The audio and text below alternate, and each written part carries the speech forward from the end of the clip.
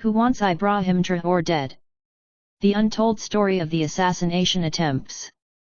They've tried to kill him again. Not once, not twice, scores of attempts, according to local reports.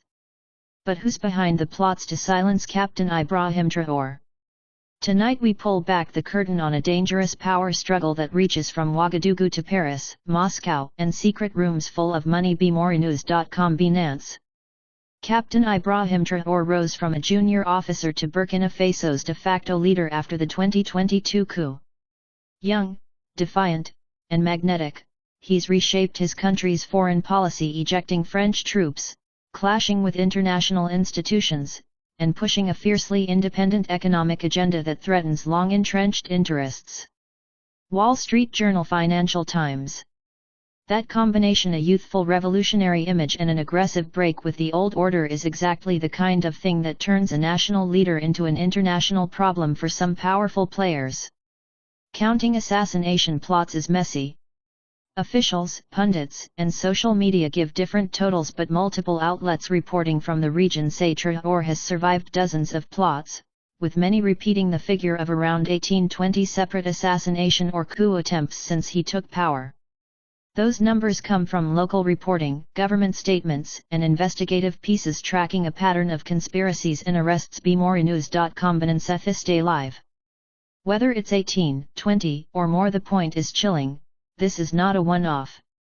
It's a persistent campaign of attempts, leaks, and intrigues. Analysts and reporters repeatedly point to 4 overlapping groups that might have motive, means, or both. Important. None of these categories should be taken as definitive proof of individual culpability, but they explain who stands to gain if Traore disappears. Suspect 1. Foreign intelligence and state actors, alleged. Traore's pivot away from France and toward Russia created friction with long-standing foreign interests. Where state actors lose military bases, contracts, and strategic leverage, they can, analysts say, become drivers of covert operations. Several analysts argue the political shocks his policies create are a plausible motive for foreign interference. Wall Street Journal. Financial Times. Suspect 2. Ousted political and business elites. Before Traore, a network of political elites and foreign-linked private companies enjoyed privileged access to mining contracts and security deals. Traore's nationalization push and contract renegotiations directly threaten their fortunes. Multiple reports from the region suggest that some arrested conspirators had ties to former regimes or commercial interests who'd lost out. This Day Live. Suspect 3. Mercenary networks and shadow actors, including Wagner links. The rise of Russian private military influence in the Sahel, exemplified by the Wagner Group's activities in neighboring states, complicates the picture. Wagner's past patterns involve both direct force projection and involvement in local political networks tied to resource extraction. Analysts warn that mercenary groups operate in murky legal space and can be both tools and independent actors in destabilization plots. L'Iman.fr. Suspect 4. Extremist jihadist groups, a different logic. Some jihadi factions might also target Traore not to restore the old order, but because his security policies and local mobilization can threaten insurgent control. The line between who benefits and who carries out is messy. Attacks may be opportunistic or coordinated with external backers. So, motive is rarely single source. Wealthy ousted elites lose money. Foreign powers lose bases and influence. Mercenary outfits lose access or pivot profits. Extremists lose territory. Any of these can form alliances, and alliances are the most dangerous. Let's move from motive to method. Why do experts call these attempts rather than isolated assassination rumors?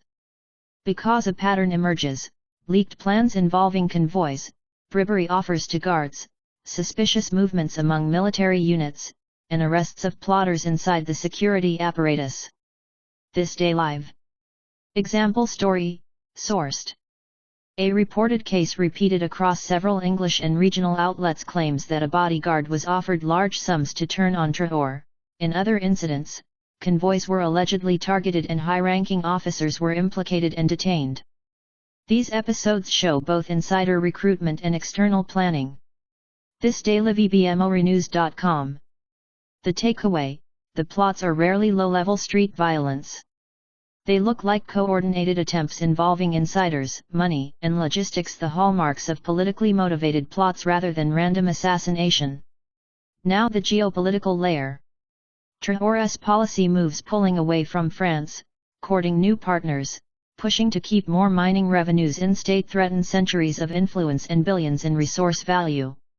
Major outlets note his pivot and the way Russia's presence in the region, via private military contractors and political support, has shifted the chessboard.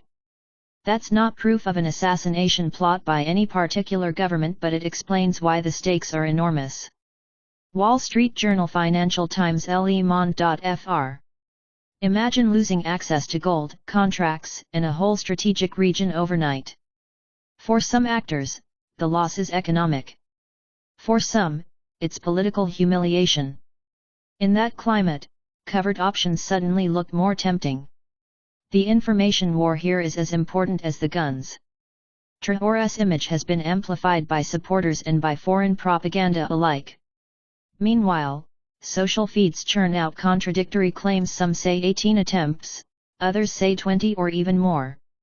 Disinformation muddies the waters. Some actors benefit from making a target look weaker or martyring him to rally a base. As responsible storytellers, we must separate confirmed facts from viral claims. bmorenews.com, Financial Times. That's why in this video I'm citing reputable reporting and stressing when something is an allegation or a government claim. The stakes are human lives and responsible reporting matters.